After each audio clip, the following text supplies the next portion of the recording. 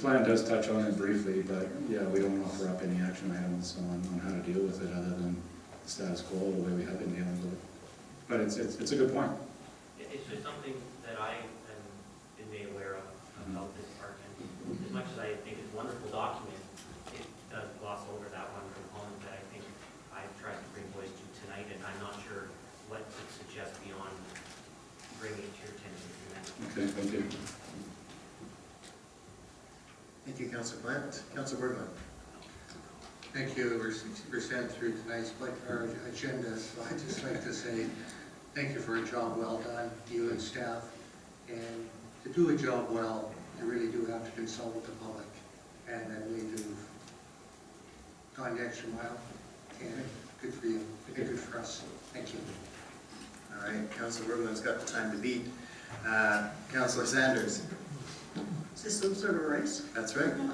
I'm just going to comment quickly on the homeless, but it's true that there's people sleeping in all of our parks, is there not? And I know I found in Campbell and Fair Park.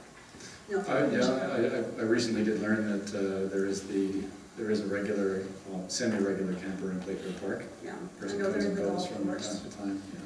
You know, and so this isn't unusual. It's much lower profile, I think, in Saanich than it is in the city, for Yes. whatever reason. But I do know Cuthbert Park seems to have more. Anyway, I just want to say well done. I think this has been very successful. It's been a long time coming. And certainly the work you've done with the community and the contribution from the public has helped make it, I think, a better document. And I look towards this as this plan being the template for when you move on to the other parks. And what you learn through this process will only enhance them too. So I'm well done at first play.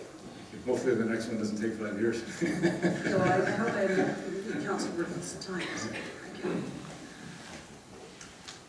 Thank you. That concludes the comments from council. Thank you very much, Mr. Darren. Thank you. Appreciate the benefit of the presentation and you're taking the time to answer our questions and respond to comments from the public. Before I call the question, I just want to briefly also acknowledge the tremendous amount of work that went into this. There were a few folks who said congratulations to Parks, and we don't often get to hear that, and I think that's a terrific testament to the work that went into this, and really a thorough, inclusive process, and you're to be commended for that. It wasn't done in a hurry, but I don't think it had to be done in a hurry. I think it was done properly, and the product is what you see this evening, very supportable.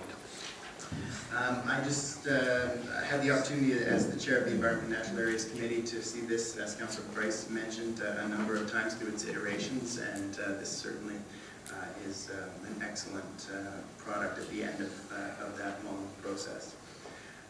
This park is quite dear to me. Not only is it sort of a rare natural gem in a highly urbanized residential environment right next to a highway, a movie theater, and a shopping center. I lived one door down from the entrance on Dysart when this process got underway. And my son turned 6 today, and I used to walk through that park with him when he was just a little guy, and now I'm getting a bit emotional about it. But it really is a beautiful part of the world, and a rare, I think, particularly in this part of Saanich, and I think we are truly fortunate to have such a tremendous asset for our community. So I'm pleased to see that it will be well managed into the future with a very thoughtful plan. So with that, I will call the question. Those in favor? Opposed? None opposed. Motion carries. Thank you very much. Madam Clerk. Thank you, Mr. Chair. This next item, item 4, is the refined terms of reference for the Uptown Douglas Corridor Plan. The report of the Director of Planning is recommending that Council endorse the refined terms as outlined. Mr. Chair. Thank you. Oh, he's all ready to go. Move through. No, I'm sorry, I didn't mean to embarrass you. I like your enthusiasm. So, unless there are questions right off the bat, I think take it away. apologies for being a bit over a year there. That's great, I like it. Just very excited about this planning process that we have. So your worship in council, I'm before you here tonight to present a refined terms of reference for the Uptown Douglas Corridor Plan. Just to give you a little bit of context and the background why this is before you today, originally a terms of reference was approved for the Uptown plan in 2009 for a variety of reasons, including a failed joint funding application with the City of Victoria. That project was delayed. It continues to be a priority as identified in the strategic plan, and the reason why we're before you here today is to present a refined terms of reference to reflect some of the changes that have occurred, and also prepare for the release of an RFP for a consultant to help with the project. So my presentation will be fairly brief. I think one of the key points today is that the fundamentals of the original terms of reference that were approved by council still remain, and that the changes are all relatively minor. But wanted to provide you an update on that before we embarked on the process. So the first minor refinement, as they're characterized here, is a lot of the content around the objectives, planning context and scope have changed, really reflecting some of the realities that have changed in the study area over the last number of years, including the redevelopment of the Uptown Shopping Centre, and also putting more of an explicit focus on some of the key objectives in the plan related to the social, economic, and environmental areas, and really trying to make those a bit more robust and explicit in the terms of reference. The second refinement is a detailed planning process and timeline. A number of deliverables and key activities have been added to the timeline with the interest of providing a better sense of clarity for council and the public in terms of how the process will proceed and what some of the key milestones will be. The overall timeline that's proposed for the project is 30 months. Another thing that's been added in is a council check-in approximately halfway through the process. And this would be after a significant amount of public engagement and exploration of concepts related to land use and transportation. The purpose of this check-in is to provide council an opportunity to provide direction to staff on some of the fundamental directions of the plan before proceeding with drafting. So that check-in would occur, as I mentioned, after some of the major public engagement had taken place, and we have a good sense of where the community is sitting on certain issues. The fourth minor refinement is a relationship to enlargement of the study area boundary at the southwest corner. And this is the area adjacent to Burnside Road. And the rationale for this expansion of the study area boundary is to provide an opportunity to collaborate with the City of Victoria in terms of looking at land use and transportation conditions along Burnside Road. Currently, the City of Victoria is in process with a study looking at the Burnside Gorge Douglas Corridor area. So that's really one of the great benefits of this project. We have a chance to look at a holistic approach to not only the Douglas Corridor, but some of the other major land use and transportation conditions between the two municipalities. The fifth refinement is really fully integrating much of the public participation policy that's been adopted by council in recent years, namely the public participation policy and the public process handbook, fully integrating the International Association of Public Participation guidelines and framework into this plan, and really ensuring that people have a chance to be heard and that they understand how their input is going to be used in the process. The last refinement is the addition of a project advisory committee. In the terms of reference that's appended to the council report, there's clear guidance for the role and membership of that committee, and we really see this as a very critical component of the overall planning process. One thing to note is the project advisory committee would serve to provide guidance throughout the process, but there would also be a number of technical working groups that would provide expertise in key topic areas, be it sustainable development or transportation or environment. So they'll be assembled on a as needed basis to provide input on those key areas. So that concludes the presentation of some of the key refinements that are laid out here. In terms of next steps, and if council endorses the terms of reference, Staff would continue with preparation of background materials. A fair amount of research has already been conducted to support the project. The RFP would be issued for consulting services, and likely a consultant would be retained in the fall of this year. The community outreach would begin in earnest in terms of starting to build some of those key relationships with stakeholders in the area, and the project advisory committee would be established. So I'm happy to take any questions if you have some. Thank you. Councillor Plant. I'd like to move that council. Oh, hang on, I gotta, Public. yeah. I've followed this line council institute an hour ago, sorry. Yes, everybody wants to just get going. If there are no questions from council, thank you very much. I'll now call on any member of the public to come and talk to us about this one. Mr. Schmuck. John Schmuck, 1180 Rock Street. I'm president of the Quadra Cedar Hill Community Association. Our association is one of the stakeholders that's been invited to participate. So again, the timeline, when we heard 30 months, I thought, oh my God, we're still suffering PTSD from Shelburne in the 6 years. So brevity is important to us. We'd like to contract this as much as we can. We want to be able to get on the Quadra Corridor plan after that. I know that'll be the next bit of agenda we talk about, but compressing the timeline is important to us. But we are grateful that we're being involved in this. Thank you.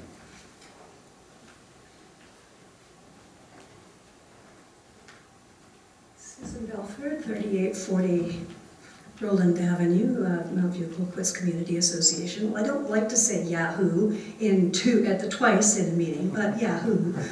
We've waited for this for a long time. And so we're very excited that it is finally going to happen. I just have one question for someone, and that is that our experience in our neighborhood is that development continues apace. And this is a comprehensive process, and I'm wondering what is going to happen to development proposals in the area that come forward during the planning, during the process. I'm a little bit concerned that even as we're planning, things will be building up around us and changing what we're trying to plan. Other than that, we're very excited, and the sooner we can get to it, the better. Thank you.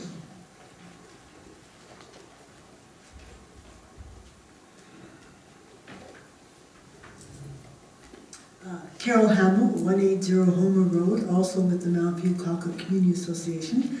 I just have a couple of quick comments I'd like to make. I know that it's fairly difficult to decide on where you're going to put your little dotted lines on your map, trying to decide exactly what area we're talking about. I prefer to call this the Douglas Blanchard Corridor.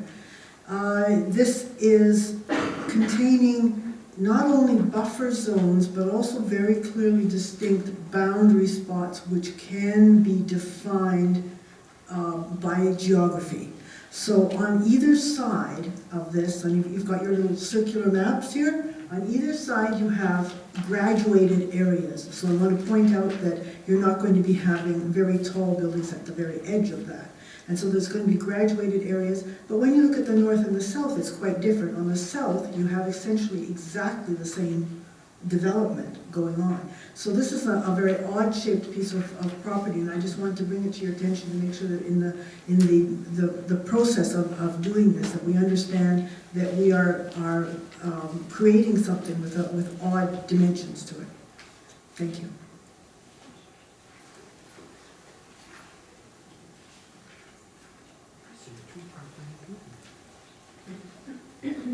Good evening. I'm Rob Wixon. I live at 2836 Inez Drive. I'm here as president of the Gorge-Tilikum Community Association. And as a person that's been personally interested in this project since before it was invented. I was part of the regional growth strategy back in the late 90s, and this corridor was a hot topic. I started making presentations about LRT in our community at that time. I still make them. Transportation has been a key component of my work over the last 20 years. This is a huge transportation corridor and has to be considered for the next 100 years. It's not a 5-year plan, this is a 100-year plan that we're going to be developing. It's really good to see it's coming to light. And thank you, Cameron, for getting this on the table finally.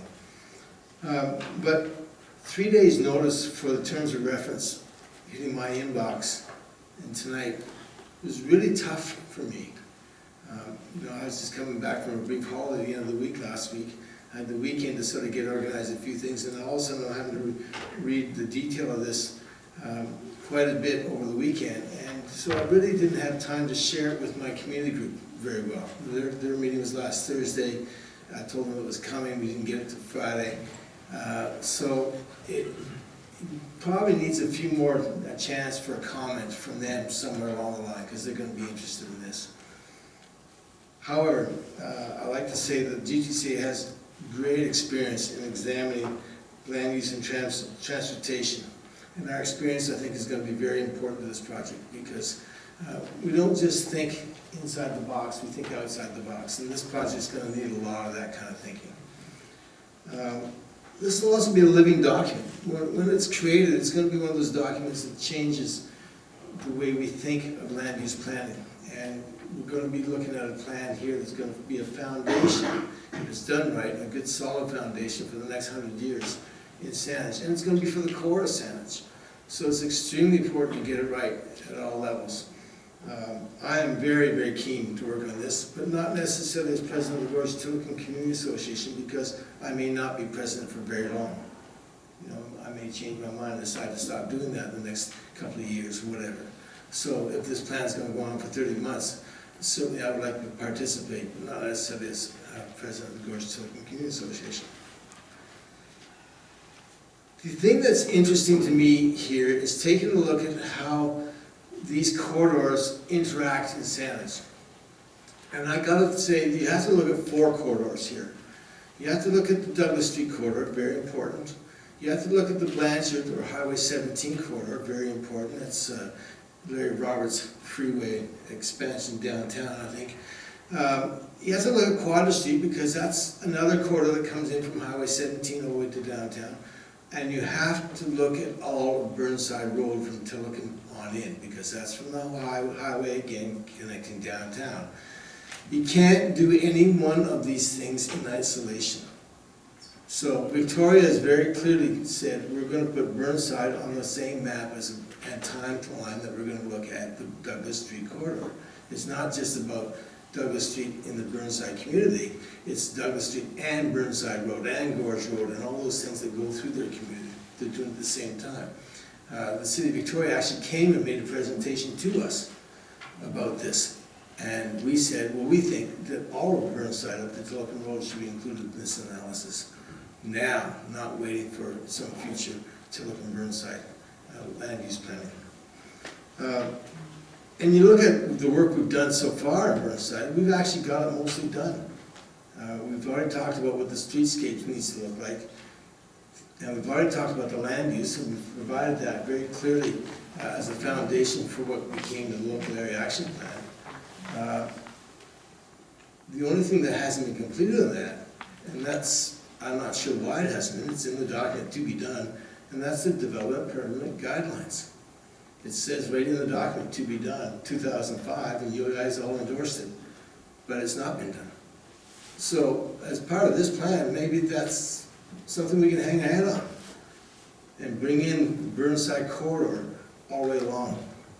Because I think our neighborhood is quite concerned about the development creep, the height creep that might come in the wrong areas, because it happens to be beside the highway, as opposed to being beside a corridor like Burnside corridor. Transportation, the Burnside corridor offers an opportunity to rethink the LRT line, because of the landowners up and down Douglas Street have clearly stated many times that they don't want any transit, rapid transit down Douglas Street. Absolutely don't want it. Don't want it now, don't want it in the future, at any time. Well, you know what? We'd love it to come down Burnside. Not a problem. We've got lots of land that needs to be redeveloped there. It'd be a great catalyst. That sounded like you were wrapping up. I just got one more thing. I think I'm just going to find it here. We need to be very open-minded about this whole thing, because this is a real chance to direct traffic for the next 100 years. Thank you very much. Thank you. Chair, just a point of order. I think our procedures bylaw allows community associations on committee to speak for up to 10 minutes when the item's relevant. I think as a habit, we're setting it for 5 minutes, not knowing what people are saying. Just as a point on that, Mr. Mayor and Council, the Council Procedure Bylaw does in fact allow for 10 minutes for community associations where they have conducted community notification and process within their association in response to the item coming forward this evening. Okay. Appreciate the clarification and point of order. Anyone else wishing to speak to council on this item?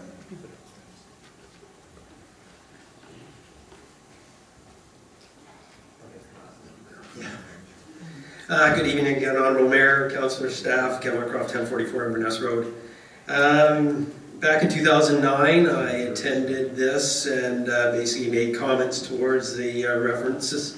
And at that time, I was basically promoting the environmental natural area part of this zone. As we look into the objectives of this plan or the RFP, is at number 4, it says enhance and restore key environmental assets. And scope of work says parks, open spaces, and natural environment.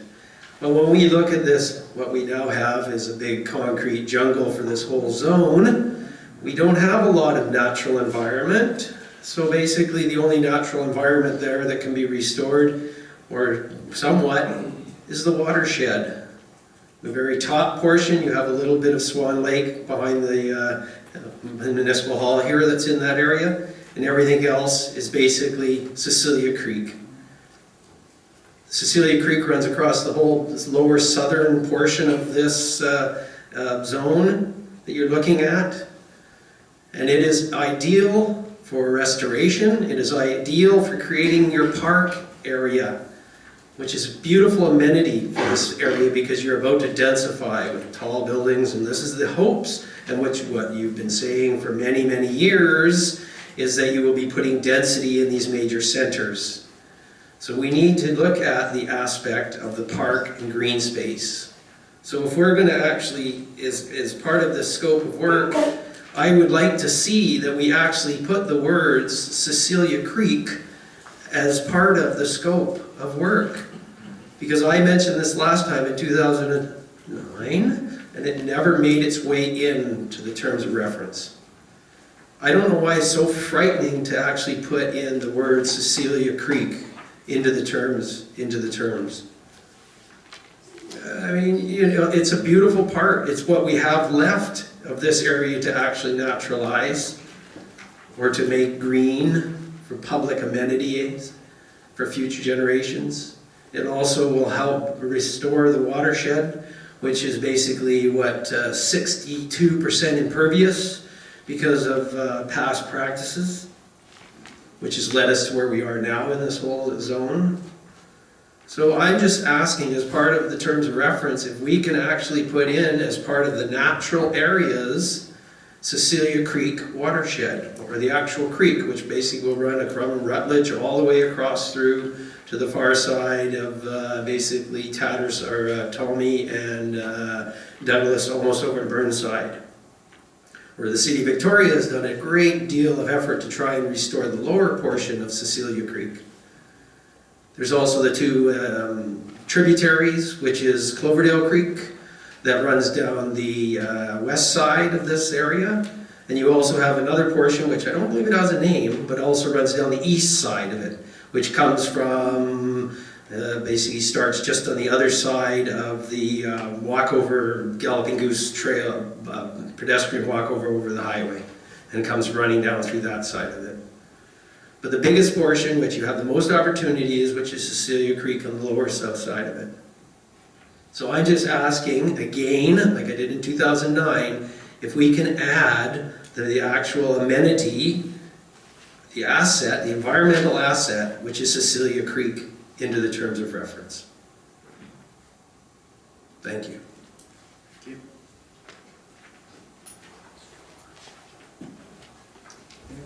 wishing to address council on this item? Seeing none, I recorded a question with respect to what happens during this planning process, and I'll hand it over to our Director of Planning to answer that. Unlike periods in the past when you can actually place a moratorium on an area that's under study, we can't technically do that. The best that we can do is as the plan progresses and we get more information, we can certainly convey that to people looking to develop parcels and let them know the essence of it. I think there's good foundational elements in the OCP that help guide the general overarching objectives of sustainable development, acknowledging the environment and all of those things. Would it be better? Yes. Is it possible? Unfortunately not. Thank you.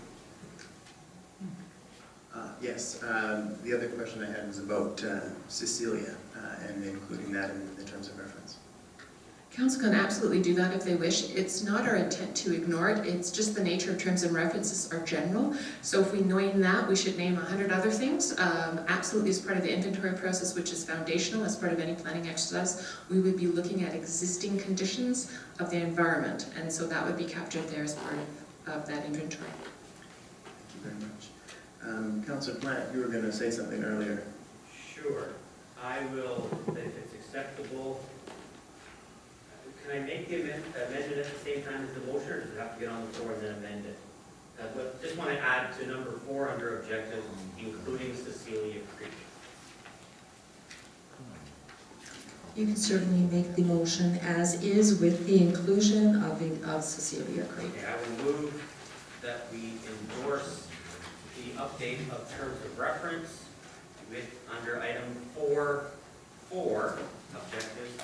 4.4, enhancing the historic pier, environmental assets, semicolon, including Cecilia Creek. So just briefly, I had not seen the original terms of reference, but what I'm really excited about is the addition of a project advisory committee. I think that's a good way to go forward, and the fact that there are going to be 16 people who provide input on this gives me faith that this is going to be a better process than if we just kept it in-house. So bravo for recommending it. The other ones, I also like if the council check in just to make sure we have a chance to say, yes, this is the right direction. But beyond that, in the time of the hour, I'll just say thank you for this report. Thank you. Councillor Durham. Thank you, Mr. Chair. I was just going to suggest a friendly amendment to the amendment that was just put forward. That would be including the watershed surrounding Cecilia Creek, because really we're looking at the hope of watershed-based planning in this area. If that's all right with the mover and seconder. Thank you. We're going to take that one as just a friendly on the word. Cecilia Creek and watershed would be fine. So do we have a motion now on the floor to accept that? I think we just took that thumbs up as an improvement on the current wording. Okay. Absolutely. I'd like to speak to the terms of reference, and I certainly will support the motion. But I do want to, one thing I want to talk about is scope. And as it says on the first page of the staff report, there was unsuccessful application for grant for joint planning with the City of Victoria. And that was true, and that was most unfortunate. But I think it would be equally unfortunate, perhaps more so, if we take that as a signal to not do joint planning for this area with the City of Victoria. Yes, we didn't get the grant. We could apply for other grants. There is still the Municipal Green Fund that 50-cent dollars might well be available.